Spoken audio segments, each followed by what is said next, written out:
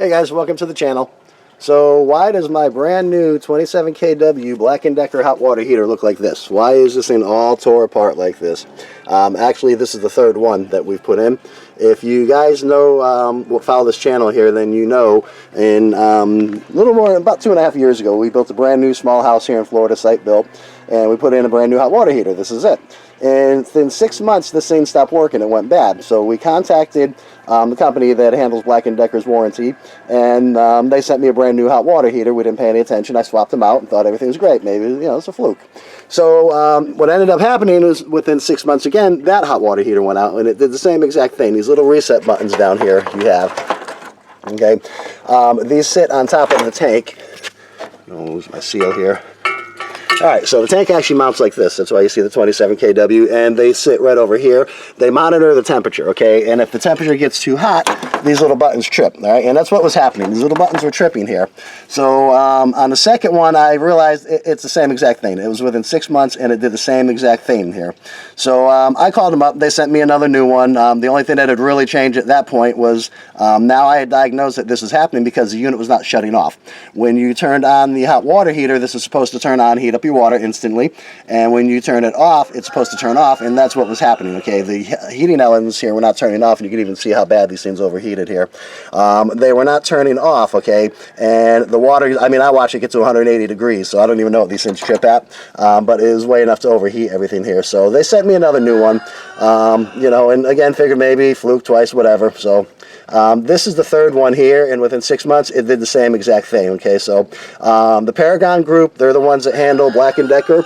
Black & Decker hot water heaters are different. Okay, if you contact Black & Decker for tools, warranty support on tools and all that, then yeah, you're gonna get their support. But anyways, if you contact them for water heater, they're gonna send you to the Paragon Group. And the Paragon Group has been incredible with all this. This is way out of warranty, but they want to know as much as I do. Then I'm a master electrician here. I'm more than qualified for this. And these over here are called triacs. Okay, I'll get into that at a little bit different of a time. If you want to know what a triac is, you're going to have to just Google it, because you're going to have to understand more than what a triac is. That's why I'm not going to try to explain it to you guys here. For one thing, if you don't know what a diode is, you won't know what a triac is. So if you Google it, you'll end up on Wikipedia. Wikipedia is really good because it'll have links to different things, like a diode. When starts explaining what a diode is with relation to a triac, it'll actually send you there. But anyways, I found these were bad over here is my first thing, so I replaced the triacs. The Paragon Group would have sent them to me, but these are simple electronic things here. We work with them as electricians over the years with lighting and all that, so I wanted more than the 3 they would have sent me, so I just ordered them online. I got 10 of them. They were like $8, $9 a piece. Wasn't a big deal. So anyways, I replaced those, and the unit was doing the same thing. Okay, it wasn't heating, obviously, because the elements look like that, but it still wasn't shutting off. Okay, so this over here is what's called a flow sensor, and I'm going to set this down right here and kind of explain a little bit how this works. The flow sensor connects to the board, okay, right over here, and it connects from this little, I'm going to name this to the board, okay, kind of goes like this over here, backwards, goes like this over here, just like that. And okay, so this is all plastic, right? So when I look at this, I'm like, how can a flow sensor with a piece of plastic be sitting on it, monitor the flow? Pretty simple here. Okay, I'm gonna, let's see which way is in and out, and I'll show you guys. All right, so it goes that way. See the arrow for the direction? So just listen here. All right, so that's pretty easy for me to figure out. I can hear the bearings in here. I know there's a little metal spindle that's spinning, turbine that's spinning in here. So that means this is a magnet, and this is picking up how fast this over here spins. And my guess would basically be the faster this spins, the less of a signal it's going to send through here, and that's where it's telling the board to turn on. Okay, so the unit was not turning off, and this could be a problem. All right, the triacs were bad. They could also be a problem. Now the difference is, though, like I said, triacs will cause the unit to not turn off as well. Where'd our triacs go? They're back down over here. But I replaced them, and that problem did not go away. Okay, so that leads me back to the flow sensor. So all of the damage you see here, all of these problems, looks like it's coming down to this flow sensor, right?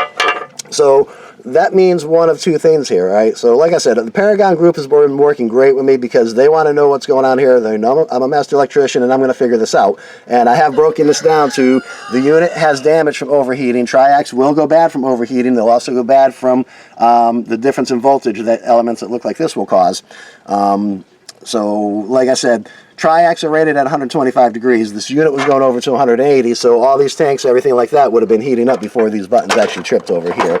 And it really looks like that all came down to this right here, right? So why is this, this going bad? We did find light scale buildup here, but if you take a close look, I don't know if I can get down in here, there is no scale whatsoever on this, and there is no way to check the metal turbine in here to see if there's any kind of scale buildup, but does not sound like it. I don't know, but the Paragon Group is sending me a brand new flow sensor here. They're sending me brand new heating elements over here. So we're going to be putting all this back together. We're going to be doing more diagnostics, but this is going to be getting into a little bit different as well because I have found light scale buildup in here. Okay, now this is a question because if you Google any of the fresh spring water lakes, fresh springs here from central to northern Florida, that's the area we live in. I paid my well guy an extra $1,700 to go deep enough to go into one of those spring water veins. Okay, so we have spring water coming up here. It's beautiful.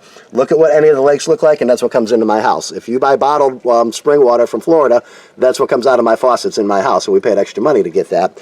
So the water should be good. However, I do see scale buildup. I don't see scale buildup that would cause this. Over time, it would have, yes.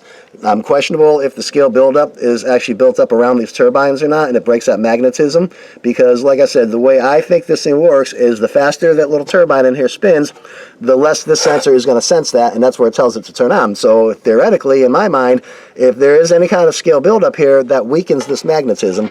And you can see here, this is a magnet, and it's going to hit the metal, but it kind of moves it, won't pick it up, so it's kind of weak. So I don't know, but they're sending me a new one, so we're going to put this back together, guys, but also at the same time, because the water is questionable, I don't think it's the problem here whatsoever, but it did happen 3 times, and we don't know why.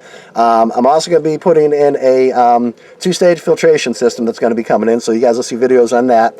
I'm also putting in an electronic descaler. Now, those are really, really cool. I'm not going to get a lot into that. If you guys like this, want to see all this, then subscribe, hit the notification button, and then you'll be able to see, because like I said, it's a electronic descaler. We're putting in a 2-stage filtration system, so we got a lot coming up over here. This is going back together, and we're going to reinstall this in the house and all that. Also, the first time this went out, I made a video when I replaced it, so I'll include that in the end screen over here.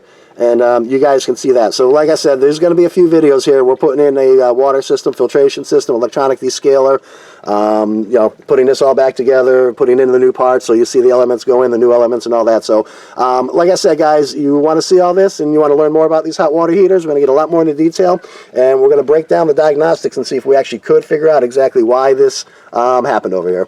So, all right, guys, we'll see you on the next one.